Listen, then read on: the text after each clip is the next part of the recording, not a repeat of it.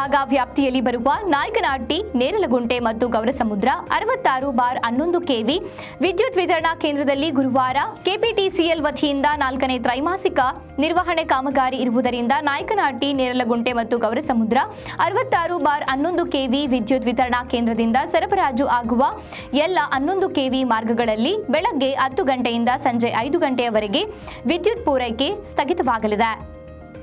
ನಾಯಕನಹಟ್ಟಿ ಪಟ್ಟಣ panchayat, ನಲಗೇತನಹಟ್ಟಿ, Gowdagere, ಮಲ್ಲೂರಹಳ್ಳಿ, Neralagunte, N Devarahalli, N Mahadevapura, ತಿಮ್ಮಪ್ಪಯ್ಯನಹಳ್ಳಿ, Abbenahalli, Gowrasamudra, ದೇವರೆಡ್ಡಿಹಳ್ಳಿ, Bedareddihalli ಗ್ರಾಮ ಪಂಚಾಯಿತಿ ವ್ಯಾಪ್ತಿಯಲ್ಲಿನ ಗ್ರಾಮಗಳು ಸೇರಿದಂತೆ ಎಲ್ಲ ಹಳ್ಳಿಗಳಲ್ಲಿಯೂ ನಿರಂತರ ಜ್ಯೋತಿ ಕೃಷಿ ಪಂಪ್ಸೆಟ್ಗಳಿಗೆ ಬೆಳಗ್ಗೆ 10 ಗಂಟೆಯಿಂದ ಸಂಜೆ 5 ಗಂಟೆಯವರೆಗೆ ವಿದ್ಯುತ್ ಸರಬರಾಜು ಸ್ಥಗಿತವಾಗಲಿದೆ. ಇದಕ್ಕೆ ಸಾರ್ವಜನಿಕರು ಸಹಕರಿಸಬೇಕು ಎಂದು ತಳಕು ಉಪವಿಭಾಗ ಬೆಸ್ಕಾಂ ಸಹಾಯಕ ಕಾರ್ಯಪಾಲಕ ಇಂಜಿನಿಯರ್ ಮಮತಾ ಎನ್ಜಿ, ನಾಯಕನಹಟ್ಟಿ ಬೆಸ್ಕಾಂ ಶಾಖಾಧಿಕಾರಿ ಎನ್ಬಿ ಬೋರಣ್ಣ ಪತ್ರಿಕಾ ಪ್ರಕಟಣೆಯಲ್ಲಿ ತಿಳಿಸಿದ್ದಾರೆ.